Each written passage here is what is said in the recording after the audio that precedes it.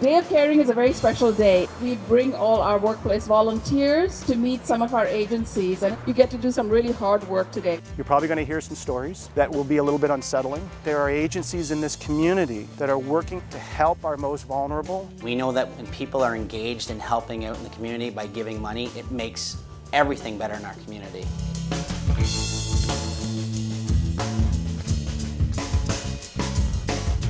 I'm Fred Godby. I'm the 2018 campaign chair for the United Way, Kingston, Frontenac, Lennox, and Eddington. The United Way harnesses the fundraising power of the entire community and redistributes the fund into key programs that help the most vulnerable in our community. The main three focus areas for the United Way in our region are helping the youth, building stronger communities, and ending poverty. The United Way never sleeps. We're well known for our campaign running in the fall. It's very intense. But we have fundraising and other activities where folks can volunteer all throughout the year.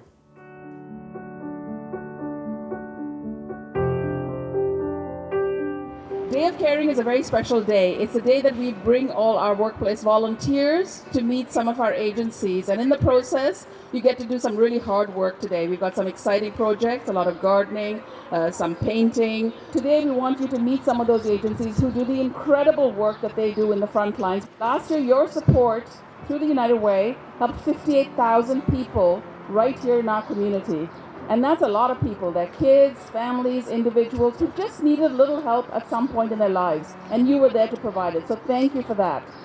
The Day of Caring is a tremendous tradition of caring for our community. We have about 200 participants from 24 workplaces. I'd like you all to go back into your organizations and become the ambassadors and the champions for the United Way in KFL&A. And for the organizations that you're helping out today and learning about what they do for our community.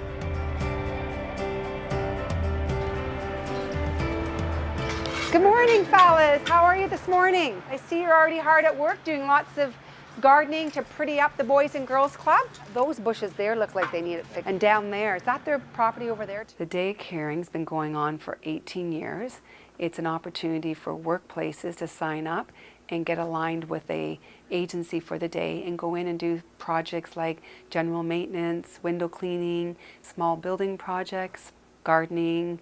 Everybody got their gardening gloves, and I see you folks brought some of your own tools, which is fantastic. Is this a weed here, or is that actually 18 years ago, I approached the United Way as an employee at Hydro One. We had heard about the Day of Caring going on across the province of Ontario at the United Ways. So we went to Kingston and said, have you heard of this? We're interested in participating. And they said, no, we haven't done it in a while, but we would definitely be interested in your workplace coming forward and kicking it off. So we did. And over that 18 years, the United Way recruited me as their chair of the Day of Caring. And once you become a volunteer at the United Way, it's hard to leave them because they do such great work for our local communities.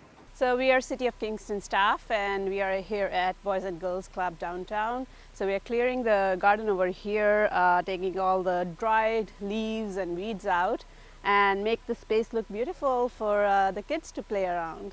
City of Kingston is working for community development. So this is part of our job to help communities develop, and this is one way to do it. It is convenient for the city to get assigned to different tasks assigned by United Way. This is the little bit we can do for the community, helping out United Way, who helps so many agencies all around the city.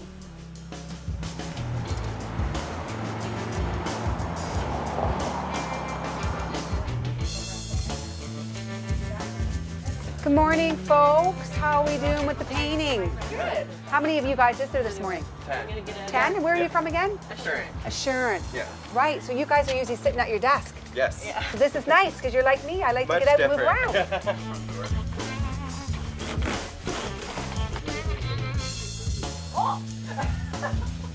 Let's do this wall in a yellow, and then this wall in the blue, so it blends in and makes it brighter. So they changed it from, I think, yellow? Was it? Yellow was the lighter Yellow. yellow. It was like a blue. So this is, these clients actually picked out the color, which was nice. I thought that was great, eh? I can't believe that you got them all painted already. Seriously. This is an important day. It is an opportunity for the clients that we serve to see that this wider community cares for them. And it really is not only a shot in the arm for our clients to see the place beautiful, but for our volunteers. We have 40 volunteers that toil daily here to help make it happen. And so to be able to come into a beautiful, fresh space that we wouldn't have the manpower or the time to do ourselves really just gives us an opportunity to feel part of the community. Well, it does look a lot better. It does. It looks way better. I feel that the Day of Caring allows workplaces to have an opportunity to see what the agencies do firsthand for their clients. If you actually weren't out at an agency, you may not know the great work they do, or you may not have the opportunity to be provided the awareness of where you could give your dollars to. It may be an agency that you didn't even know existed, and you've learned a little bit more about it by going in there that day. The agencies are responsible for giving an overview to the workplaces and an understanding of what that agency actually does for people in our local community. So hello, Ministry of Health. You've already pulled all the weeds. I was out here on a site visit, so I know what it looked like before. So this looks fantastic. For here, this is the Kingston Interval House, but you, the ladies and their kids, this is an opportunity for them to come out and actually enjoy the gardens out here. It's important because they live here for up to a year at this location, so it's not a short stay, it really is their home. Right. And so I think that's very important that this is being done for them. This is the Ministry of Health. We're here at a location doing some assigned help out in the garden. We've had a great team. There's almost like 10 or 12 of us here. Doing it as a group really brings us together too, since we all know each other. We know and work in different areas, but now I really know who I'm working with as well, and it makes me feel like we have a friendship bond as well as just co-workers, and that we care for other people. We want to help other people in any way that we can. And it's so important that even if it's just a little bit versus a lot, we're still showing our support by being here and trying to do the best that we can for everybody. Thanks. The agencies, in a lot of cases, have restricted funding and/or even how many employees that they are able to afford to have there as regular staff. Of course, most of these agencies have volunteers, but generally speaking, the volunteers already have roles that the agencies have assigned them.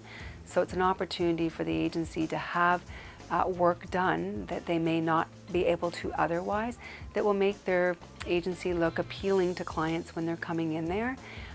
And/or to actually physically have work done that they couldn't afford to do themselves. We donate a lot of the supplies that are required for the projects, and these agencies wouldn't have money to buy plants or even maybe cleaning products to make the windows look cleaner more frequently than what they could do themselves.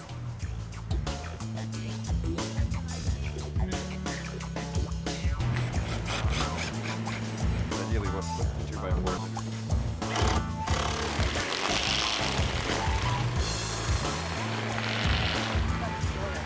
So the agency actually told you a little bit of what they do in the community. So they got the food bank, they got the Seniors Day program. They're going to put a pathway all the way down here and then kind of have a sitting area down here. You can't see it right now, but once they clear out a little bit of that brush there, it's got like a nice little view over there. We're from the Integrated Personnel Support Center on base. It's kind of a cool coincidence that we pretty much do the same job that these folks are doing here in the community, but we're doing it for our ill and injured soldiers. We're doing some garden work for them today. We're trying to repair some of the planters in the back for them and clean up a whole back area for them so that they can hopefully expand and put a trail in the back for their folks to have a little walk or a sit back there. It's always great to give back to the community as best we can, right? Especially anything outside for us, because we're military folks. We love being outside, so we do get a lot of support from the community. So it's always great when we have a chance to be able to give back to them and help out, right, and keep those bonds strong. So, as a local agency with a number of different programs, we appreciate the support that we get from United Way as part of our annual funding.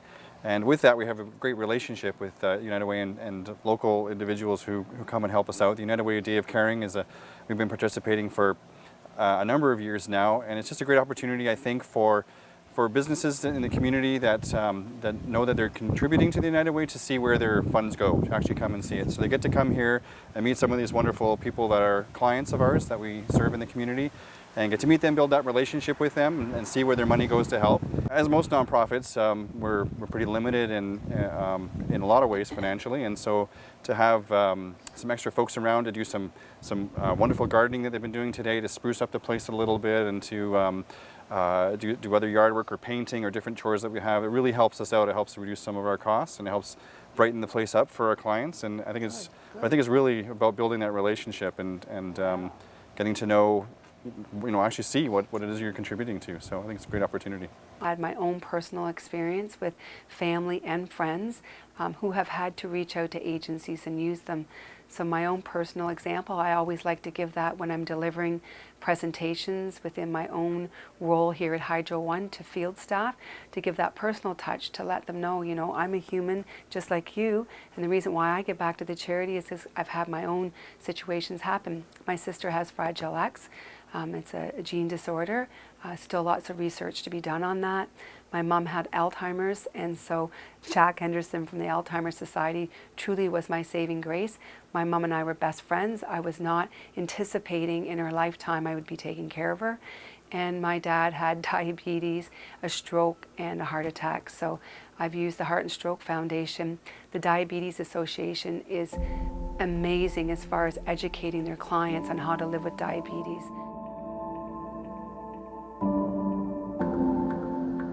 United Way is a signature cause for Empire Life, and every year we raise almost $250,000 for United Way, and that's across the country. A lot of that money stays here in Kingston, where our head office is based, and here we embrace everything when it comes to campaign time, which is usually September, October. We have a kickoff barbecue. We make sure everybody's aware of the important work United Way does in our community and our agencies. And one of the things I think that makes our campaign unique is we really get employees involved. Right in our backyard, there is a United Way agency called Lunch by George. And we actually invite employees to come and have lunch at the agency so they can see firsthand the incredible work United Way does. They provide hot meals to people in need in our community. And we drive in every day, we see St. George's Cathedral and the church there, but people don't realize that every day they're serving hundreds of meals to people in need. And that's really eye-opening for many of our employees to see that firsthand. The other thing we do is we run We Care events as part of our United Way campaign, and we encourage all the teams here to adopt an agency or a cause and to learn more about the work they do. So all these donations for Dress for Success just came in this morning? Yeah, we just got a whole bunch. Wow, United Way's going to love this. Yeah, lots for Well Suited as well. Oh, that's awesome, because we really need men's clothing. And the shoes, we got a bunch of shoes as well, because I think they really need those. So that's a men's suit for, it's called Well Suited, Well Suited the men's program. And Dress for Success is women's. Yeah, no, that's fantastic. Yeah, recently we did a drive for Dress for Success. We've had employees bring in gently used or good quality business clothes. And this goes to people who are looking for perhaps their first job, or they've fallen on hard times and they can't afford to outfit themselves for a job. We get involved by not just giving funds, but by actually sort of learning more about these agencies. Wow, this is a beautiful suit. We really encourage all our employees to get involved in our annual United Way campaign. And it's really great to see. I think employees get involved for different reasons. There's leadership opportunities. We're a big company. It allows employees to get to know each other. But what's really neat about our culture at Empire Life is we do embrace sort of that community investment and giving back. And United Way is special because, their programs and agencies help 1 in 3 people in the community. So we know there are people within our building, within our company, that are using programs. We've actually even featured employees who've shared their stories on kickoff day during huddles. So we have one fellow that works in our customer service area who was homeless as a child, and he lived out of his car. And if it wasn't for United Way agencies, he wouldn't be where he is today. For the last 10 years, I've been the point of contact for our field staff, getting the folks to be involved in local events that they host themselves to raise money for local charities, and also to sign up through our employee payroll pledge card donation program. Our slogan is the power to give. Can we get staff to recognize the importance of just looking around in your own community? Just have to look next door, whether it's a family or friend or an acquaintance, to see that somebody's probably less fortunate than somebody that's working at Hydro One. So we have a large participation rate, but it could be better. So we're like, okay, let's make this seem like you're actually doing something great for your community. Just like when the power goes out and you restore the power, that's a great feeling for a worker, right? So again, or a person, you know, scheduling an order for someone to be connected. That's, oh, okay, I've actually seen it to the end. Okay, well, let's see it to the end when you actually help your community. So.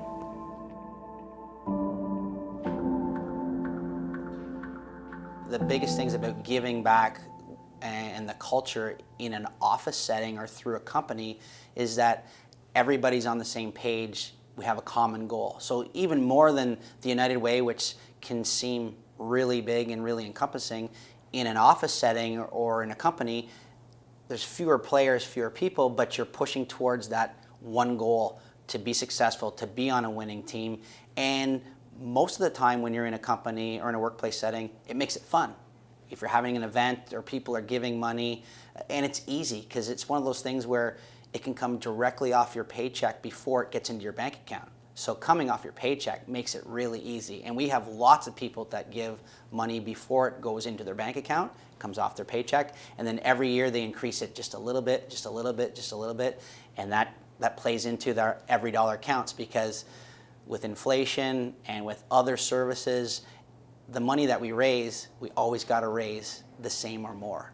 So by having companies and workplaces engaged in those things, it makes it a lot easier long term.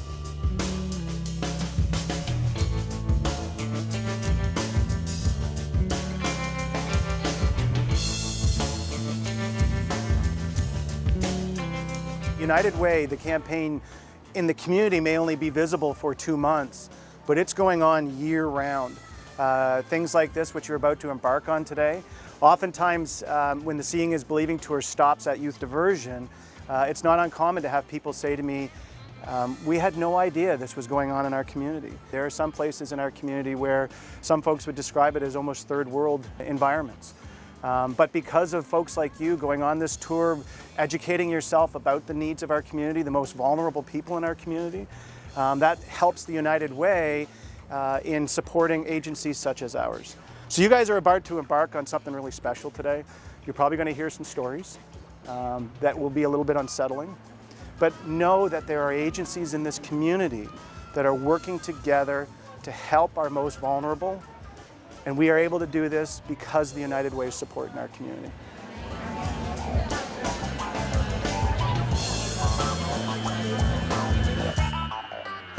In 1998, the Social Planning Committee put out a survey on the streets, because there were so many kids under 18 that were sleeping up on the roofs and in alleyways and dumpsters. So none of the other shelters would take under 18, so that's how we came about. They were very, very young, very vulnerable, very sick, very, very sick with mental health issues and addictions. And these kids that were there then have done amazing in their lives. I hear from them all of the time. So when we were struggling with, turning so many away, United Way came in. We were able to not only just have the evening, we were able to open up during the daytime too, and from 5 beds to 15. And lately, all of those beds have really been full. More girls, actually. So with the United Way's help, we've been able to support them in school. Even though it may look like it's just a shelter, this is really home. They celebrate, their birthdays, they celebrate Christmas here, they celebrate Easter. So they start here to start building up. We have a lot of orphans. Over the years, it's just shocking to me, the amount of orphans that we have. And so you just love them. That's all you do, you love them. And then they grow, and they're, you know, a joy to be around. They're all a joy to be around. If you have teenagers, you kind of get the maybe not the most joyful parts, but they're fun and they're so smart, way smarter than I am. I learned so much. I'm so proud. I'm so proud of the program. I'm proud of them. I'm proud of, like, a lot of them, again, have come through some pretty crazy things that you don't ever want to wish on anyone.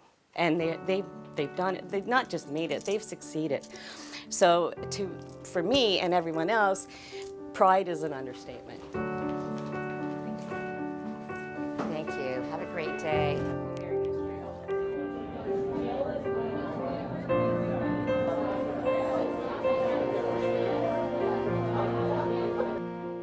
We are the Food Sharing Project, the only organization in the region that provides food to schools so that when kids get to school and if they're hungry for any reason, they have access to healthy, nutritious food.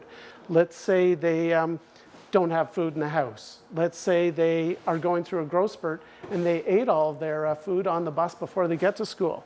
Let's say they live in the country and they're taking an hour-and-a-half bus ride to get to the city, and so they can't quite manage to eat and then ride on a bus for an hour and a half from, say, Yarker or beyond there.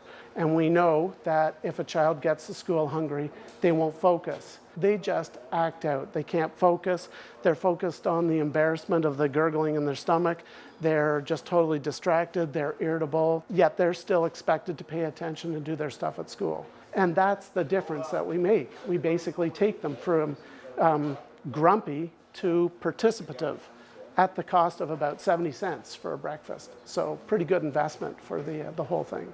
We currently provide the food to 87 different schools. We have volunteers in the school. It's all built on a zero stigma basis. So it's meant to be done so that if one student won't go to the room to have this unless they come with their friend, but their friend doesn't need it, we don't treat them differently. We treat them both the exact same. We invite them both to come in, have what they need, so that there is no stigma. Because again, kids can be cruel and they can poke fun at each other, and so we try to make it so it's universally accessible to every child.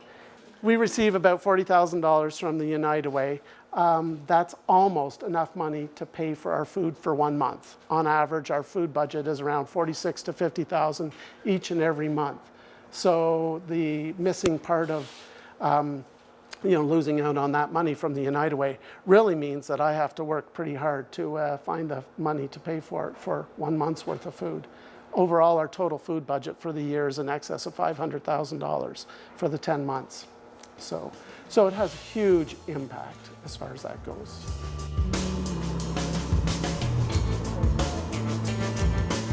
It was very insightful to see that all the difference these agencies are making at so many different levels to the community, and how United Way is supporting all these different agencies. I knew the needs and what the United Way does, but to be able to go into the different agencies and hear from the people who work there and work with everyone and see what the United Way does, and if they didn't have the support from the United Way, how it would be so much more difficult for them to do their work. It is an eye-opener to see the impact right over there, to see, to learn about all these different examples they give, how they made difference to one person's life. It was hard to kind of keep back the emotions when you hear that, for example, at Lunch by George, that getting a pillow for a door prize at a Christmas dinner was like the greatest thing that they could get. It's a simple pillow, and for most of us, a pillow is just something that we completely take for granted. So just hearing those stories was it was heartbreaking, but at the same time really good, because it shows that the little bit of effort that I can help is making a difference.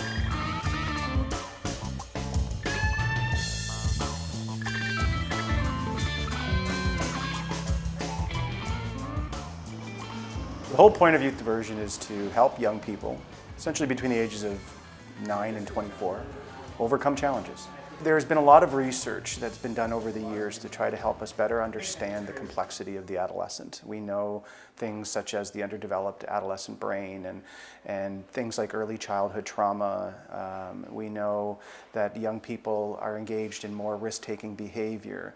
So the youth that we support can experience things from really on the low end, just having difficulty making good decisions or how to communicate more effectively with the people around them, to at the other level where they are engaging in risky behaviors such as addiction issues, or they could be very disengaged, marginalized in our community. We look at the different populations of youth, our Indigenous community, our LGBTQ community, that all experience various forms of struggles in which they need some support with to help them get to better. Everything that we do comes back to helping youth overcome challenges. The United Way supports our mentoring program. Mentoring is near and dear to my heart because it is probably one of the most well-researched programs around the world that demonstrates simply introducing a young person to a positive role model can increase their chances of success by almost 50%. Just by having somebody that cares, that takes them out, that listens to them, that laughs with them, that cries with them. I mean, I can challenge every person here today, think about a time that somebody did something or said something that motivated you, and they have no idea. But you can't forget it, you relive it. Maybe hopefully it's positive, sometimes it may be negative. I think back to a time for me, it was a 10-second conversation with my history teacher at LaSalle Secondary School. He didn't like the fact that I was in general and I should have been in advanced. He called me lazy and he kicked me out of his office. 10 seconds changed the course of my life. Whereas today, youth diversion supports about 1,100 young people a year. I've been there for 21 years. Do the math. That's a lot of kids for a 10-second conversation that he, I guarantee you, has no idea happened. But me, I cannot forget those 10 seconds. That's the value of mentoring at $2.43 a day. You know, you can't underestimate the importance of prevention in our community. Prevention is the one thing that we all want. It's the last thing that gets funded because it's very difficult to measure prevention. If that young person didn't have a mentor, would they still be successful? It's hard to say. And in today's day and age where there is a lot of emphasis on outcome measures and data and what we perceive as success, we at Youth Diversion really strive towards ensuring that we have these prevention programs in the community. I think we fall into a pattern where we don't fund something until something bad happens. And then once something bad happens, then we fund it. And I think that's not our philosophy. If we have an addiction service before a youth becomes addicted, great. If we have an early intervention program before youth become justice involved, then that's what we need. United Way funds our addiction service. I'm a firm believer that most people do not choose to wake up one morning and go, I'm addicted to crystal meth. Yes, I made it. I got what I wanted to do. Nobody ever chooses that. You know, there's life circumstances that lead to some of these things that result in people becoming very vulnerable and marginalized in our community. And mental health and addictions is one of those big pieces. So our Kairos crew, they're in high schools, they're in elementary schools. In fact, the United Way is probably one of the very few, if not only, agencies in the province that funds an elementary addiction worker. We have one elementary addiction worker in Kingston, Frontenac, Lennox, and Addington County, which on the surface, that's ridiculous. There's 53 schools. But in other communities, they don't even have that. They don't have addiction service for kids under the age of 16. So in our community, we're lucky because of the United Way. So these folks will go out to schools and they will support kids who are either having substance use issues or they're having family members that have substance use issues, and work with them very closely. Our partnership with the United Way goes back for many years. The United Way is the one agency, the one funding source that is committed to preventative funding. In fact, they're the largest provider of preventative funding in our community. Without their $3.5 million, which, by the way, if you take a look at that from a prevention lens, add another zero to that. So that's almost $35 million in prevention funding that the United Way injects into our KFL&A community. Without that funding, I can tell you right now that 4 of our programs would not exist. and in which case about 8 of our staff would not exist. And therefore, probably the equivalent of 500 young people every year will not get service. We also know that it's about $250 a day for a kid to spend time in jail. It's about $2.43 a day for a kid to receive service at youth diversion. Growing up, I came from a very normal household, both mom and dad, middle class. We did a lot of family traveling. I was always in sports and in dance. You know, growing up, I always had something fun to do after school. Did a lot of family activities. You know, I always watched family TV at night and stuff like that. Going into grade 8, I definitely, you know, started to butt heads a little bit with my mom. We're very similar in personality, even though I don't like to admit it all the time. And I started to get very, like, what she would call, like, sassy and, you know, have this horrible attitude. And leaving public school, my grade 8 teacher had said to my parents, you know, make sure that you give her a lot of support in high school because, you know, she's going to kind of fall one of both ways. And so going into grade 9, I kept all the same friends from my public school. We all decided to go to the same high school, and grade 9 was great. I joined a bunch of sports teams, had a blast. Come the end of the year, my friends that I thought were like my good friends, they kind of up and left me out of left field. And I used to go home from school every night and cry to my parents, you know, let me switch schools, you know, I want to go to this school with my friends from dance, or I want to go to this school with my friends from volleyball, you know, like I just don't want to go here, I don't have friends. And like any good parent, you know, my mom would say, you know, cheer yourself up a bit, go talk to some new people. They don't have to be the same girls, they don't have to be the same guys, you know, go get yourself involved in something new. I would go to school day in and day out, you know, pretty upset because I wouldn't have any friends to sit and talk to. And one day I was sitting and thinking to myself, you know, like who's the least judgmental group of kids in the school? And I thought to myself, well, the kids that smoke. So I marched my way out and I met those kids. You know, I became good friends with them, and some of them I'm still friends with to this day. But in saying that, I definitely participated in some activities that I shouldn't have. I started skipping class to go hang out with these kids and, you know, started smoking pot with them. And from that, it led to meeting some friends downtown that, you know, lived in the heights of Kingston. And I ended up getting caught up in some pretty serious drug addiction problems. And I managed to get myself kicked out of high school 2 weeks before graduation. Because of all, you know, the attitude and the headbutting that my mom and I had towards each other, we had this massive fight and she ended up kicking me out in grade 10. So, packed my stuff and I left. And I thought to myself, you know, great, I came from a very structured lifestyle, like I get to do what I want now, this is awesome. And that's exactly what I did. I moved in with one of my friends downtown in the Heights in Kingston, and I ended up living with him for probably 6 or 7 months. And his job and his father's job was selling drugs together. So I went from, you know, not a model student, but a pretty good student in grade 9 who, you know, would never smoke a cigarette in her life to living in the Heights with a family that sells drugs for a living. And I decided to one day just do them with them. And, you know, like Sean said, nobody ever wakes up in the morning and says, you know, yes, I'm addicted to cocaine, perfect. So while I was living with, you know, these people, I would go to my school, and I can remember my friends and I doing drugs in the bathroom at school, and, you know, just really participating in some pretty bad activities. Going into grade 11, my VP from high school really started to recognize, like, well, this girl needs some help, this is not okay. So she got me connected with the Kairos program here at Youth Diversion.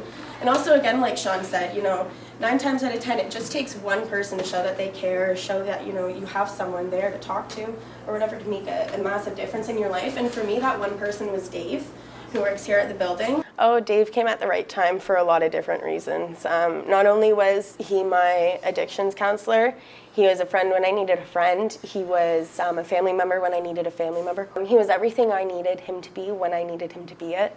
And he's very important to me, and definitely played a huge role in where I am today and, you know, the person that I've become today. I definitely have him to thank for a lot of it. He taught me how to slowly rebuild the relationship that I had lost with my parents. He taught me how to be a better granddaughter to my grandparents, who I ended up moving in with afterwards. And the most important thing was he taught me that, like, I am enough regardless of who I am or what I am that day or how I'm behaving. Like, I am enough, and I need to remember that. 2 weeks before I was supposed to graduate Bay Ridge Secondary, my VP pulled me into the office and ended up expelling me. And I thought to myself, You know, great, addicted to drugs, not going to school, and I just got expelled 2 weeks before graduation at a high school that I've been going to since grade 9. So I was really like, well, my life sucks. So I left the high school, and I ended up moving back in with my friend down in the Heights here, and just really lived it up for the next year and a bit.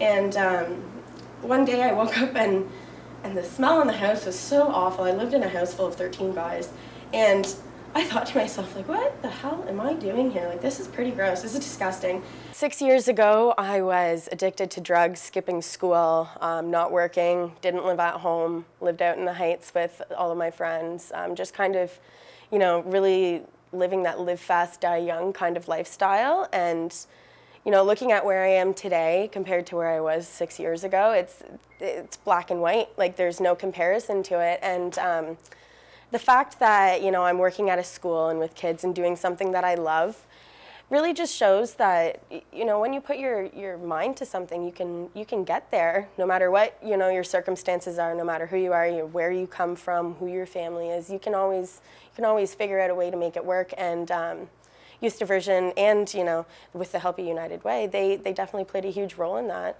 for me. They reinstilled those, you know, good morals that I always had.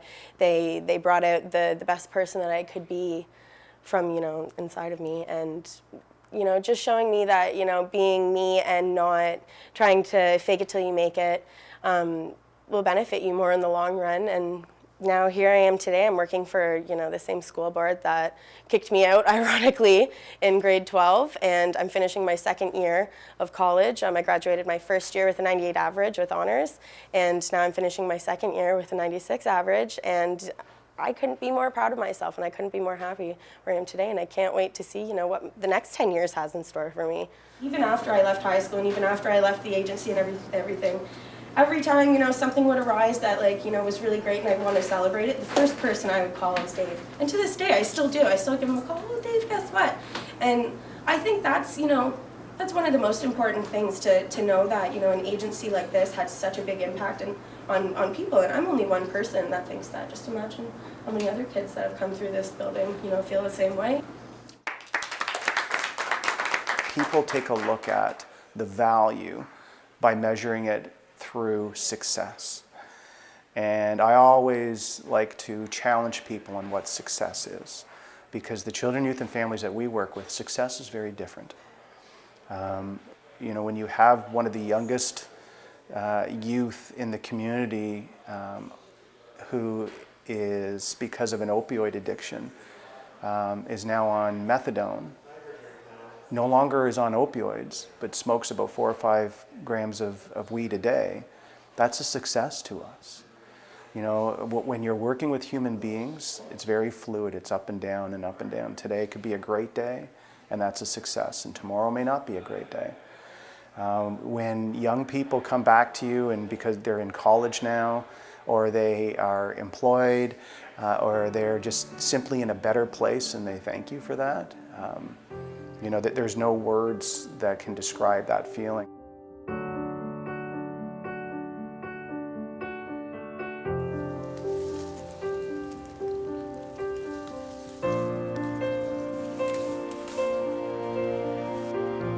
It's beautiful, eh? I lived in a very unconventional home. I was raised by 2 lesbians through the 1970s. There certainly wasn't any identity or role models for them at that time. Their relationship was such that it affected me quite deeply. My mother's partner resented me enormously for some reason or another. I stayed in my room all the time. I didn't bring friends over to the house. I didn't ever choose what I wanted to watch on TV. Almost my entire school years, I was the school faggot. You know, in the end, in high school, it was because I was in the drama club, or I pulled away from everyone else. I didn't try to get involved with the gang. What's the point of getting involved with people I never wanted to be involved with in the first place? So I was bullied at school. It really wore me down. I just got to the point where I was so isolated. What I found was a sort of disassociation from people eventually, where I was going into a direction that, once again, I couldn't find anybody else to share that with me. I carried that loneliness and that emptiness with me.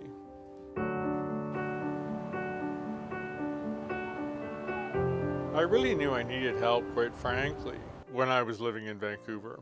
And the last 2 years of my time there had descended into this terrible entanglement that emotionally just left me completely ruined and very embarrassed at my behavior. And I wasn't eating. I had a hard time finding work for my last year. And that panicked me a lot. It made me very alone, and that I really believed that who I was not what anyone ever wanted to be with. I'm 50 years old. I've never been in a primary relationship of any kind in my life. And I'm fine with that at 50. That was horrible when I was 30. Mid-30s, going on 40. That was horrible. And I didn't like myself so much, and one person who knew me said, "John, I can't think of a single reason why people wouldn't like you." And yet I absolutely was convinced that no matter what I did, ultimately people wouldn't like me. I worked very hard. I had 3 jobs when I first moved to Kingston. I was no angel. Drugs and alcohol in many ways I administered to myself for the same reason that many other people do.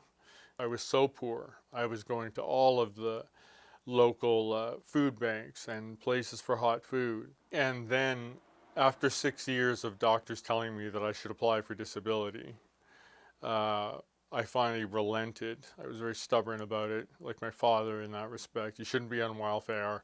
You shouldn't be on disability. You know, you should be out there working. And so it was embarrassing to me in the beginning to have to ask other people for help. Well, I thought the hallway felt a little cold when I moved in. There was nothing on the walls, and I thought I'd just add a few things just to make it homier and brighten it up. Some Monet here, reproductions, and rather large reproduction from south of France, which I think is very romantic. Quite proud of this one. This was done by a homeless person here in Kingston, down at a free art class that goes a couple of times a week here in town. I'm very proud of this, and this tells us the history of trying to make walls. And as we've learned many times, walls don't work. I can embrace the loneliness now, and it's only because the United Way has given home-based housing of Kingston the opportunity to help me. Having the benefit of a real home for the first time, has given me the chance to actually take focus of it all. I needed a place to become me. The United Way sponsors a supportive housing program here in Kingston called Home-Based Housing of Kingston. They also administrate the Rent Geared to Income program in this city. And that is obviously why I've had the chance to I have no income, so my rent is astonishingly low. I also have a case manager, someone who can help me get through the ups, the downs, help me communicate with my disability program if I need so, help me, get to my taxes, help me get my taxes done. And frankly, in the last 5 months, my case manager has been astonishing in his support of me at the worst part of the illness that I have now been medicated to overcome. And he stuck by me the whole way. One of the most exciting things about having my own home is the ability to start collecting art that I appreciate, that replenishes me every day, makes me feel healthier in my home. These two fellows here I brought with me for a long time. They came from a long way away. And some days I'll look at the colors and the form of it, and I wonder if I'm not this fellow right here. Being involved with a community is absolutely the greatest thing that it's given me. To have neighbors now, that's so important. I never had that in the past. There's 5 apartments in my building, and we're all good friends. I have like in-house friends, which is wonderful. a wonderful location to live, green out the front, green out the back. I go to the park by myself. I go out to the huge backyard and I sit by myself and I watch the bats come out at night. And now when I'm at my best again, slothfulness is not my thing at all. It's my great pleasure to be given the responsibility to take care of the basic things of the building, cutting the grass, taking care of the laundry room, the front foyers and the stairs, and I've done the gardening around the house. It is now a beautiful place of refuge. I find this really exciting.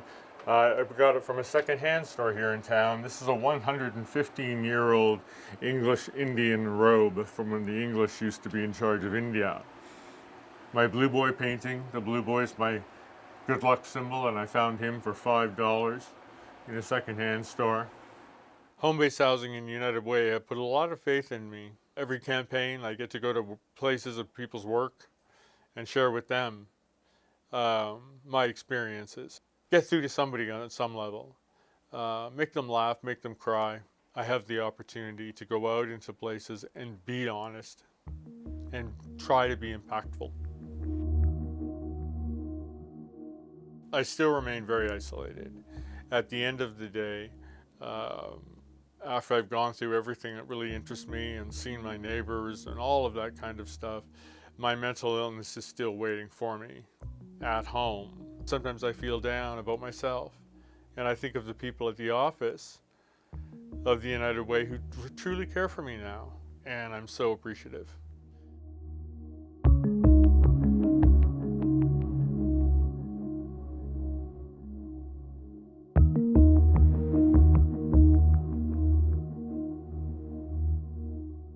I'm Fred Godby. I'm the director of the DuPont Research Center in Kingston. We have a group of about 150 people on site. And this year I'm the campaign chair for the United Way of KFL&A. I'm very pleased to be part of a cabinet that focuses on raising money for our community. It's important to note that we are a group of volunteers, so the United Way really benefits from about 2,500 volunteers in the community to make this happen every year. So I'm one of the maybe most visible volunteer this year, but I've been on the cabinet several times representing the manufacturing sector. The campaign cabinet has for primary responsibility to manage and monitor the fundraising activities for the United Way campaign. So to be clear, there are folks who, other committees and subcommittees that decide where the funds go, but the cabinet is responsible for the fundraising activities and setting strategies and goals for the campaign. So it's comprised of a number of sector chairs that are unique leaders in their communities or in their organizations. The workplace campaign is a very important component of the fundraising that we have every year. And both individual in the workplaces and as well as their organization provide corporate gifts. Part of my role as the campaign chair is to meet with some of the leaders of various organizations in different sectors to understand if there are unique challenges that may affect the United Way campaign in their workplace, and also to re-emphasize every year how important it is to donate and how it impacts our community. And if we look at last year, United Way supported about 58,000 people in our community, so that's in Kingston and the area. 21,000 of these folks were youth. It has an impact right away. It's an immediate impact. The donation is being used up in the city right away. The money stays in Kingston and the area and support our folks and programs here. We run a very good organization with low administrative costs and very good collaboration between member organizations. So we support about 41 different member agencies and I think 73 different programs in Kingston and the area.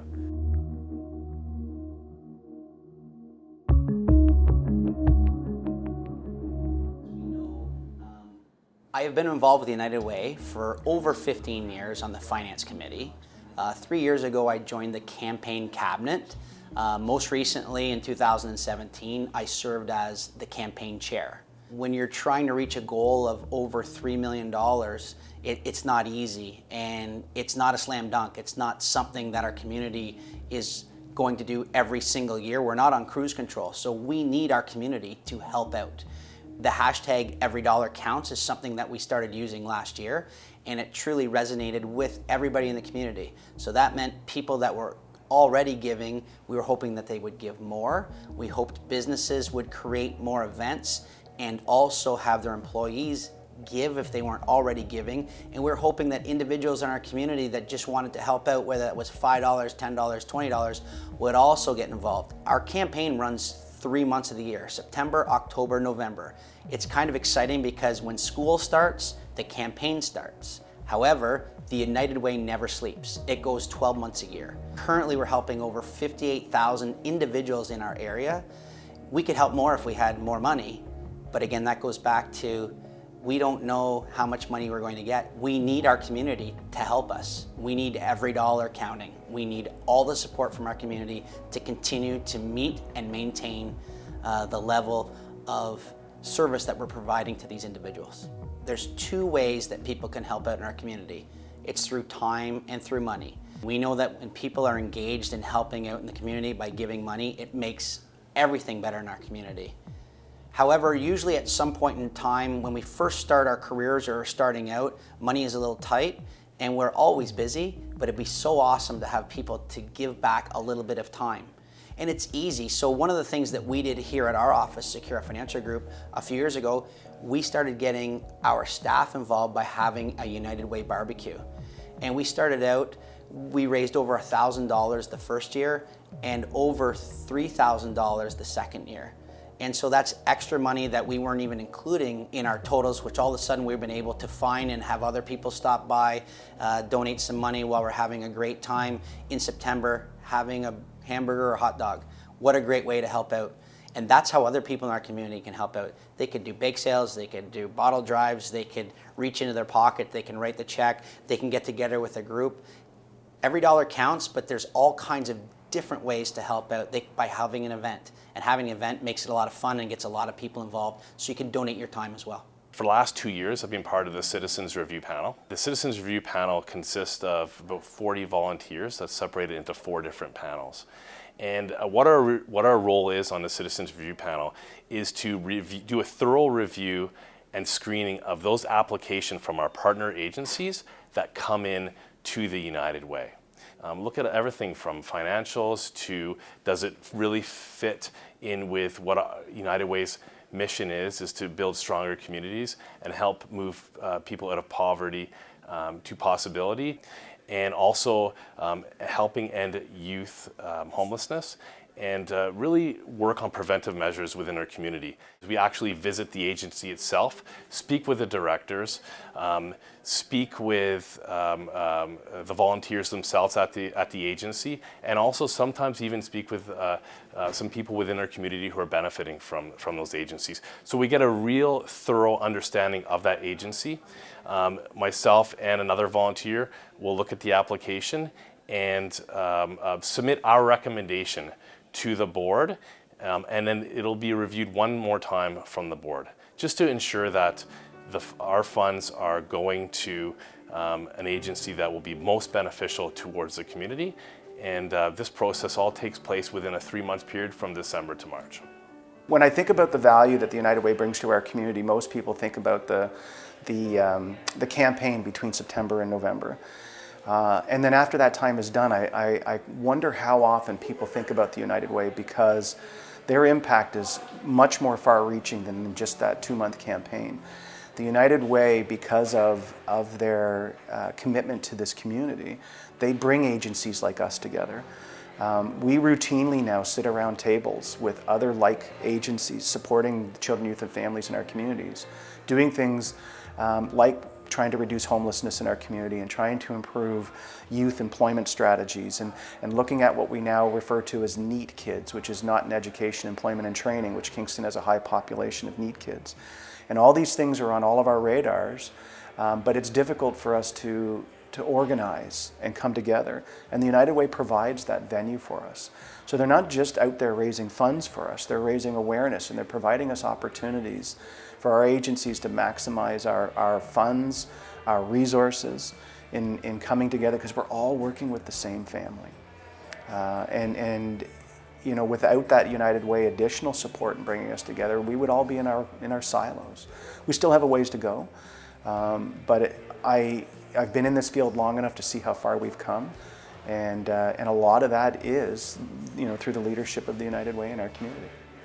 A key of our campaign this year is that it's not a charity. We're making an investment in our own community. We're helping our neighbors, our friends, and sometimes family. And to me, that's what's touching the most. And seeing how much support we're getting from you know, our neighbors and folks in the community, even the different organizations with their corporate gifts and individual gifts, it's great to see how everybody is rallying together behind really a strong cause. And the need is there every year, and I know we can. If we had more funds, we could do more.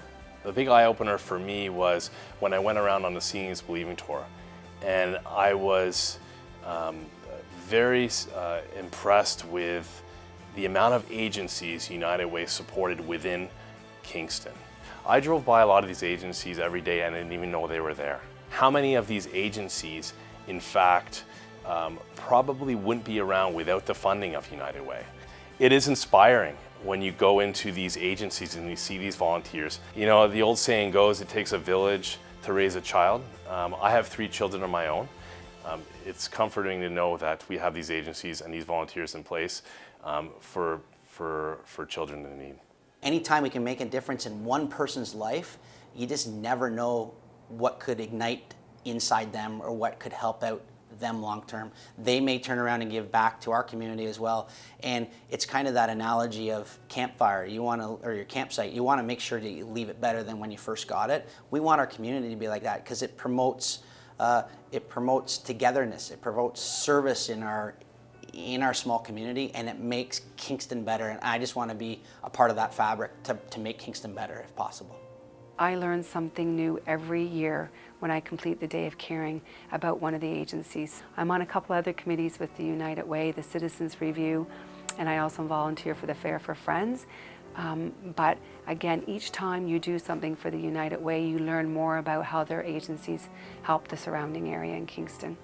I'm proud of the fact that we have such an active United Way in our community that recognizes the value of our agency, but the other 30 or 40 agencies that they fund, collectively supporting almost half of the population of KFL&A. Nobody does that. So what do I get out of all this? I sit back and I take a look at, you know, I try to imagine where we would be if the United Way and these agencies didn't exist, and what would happen to the children, youth, and families of our community. And that's what I get out of it, because at the end of the day, I can sit back and go, we're all making a huge difference.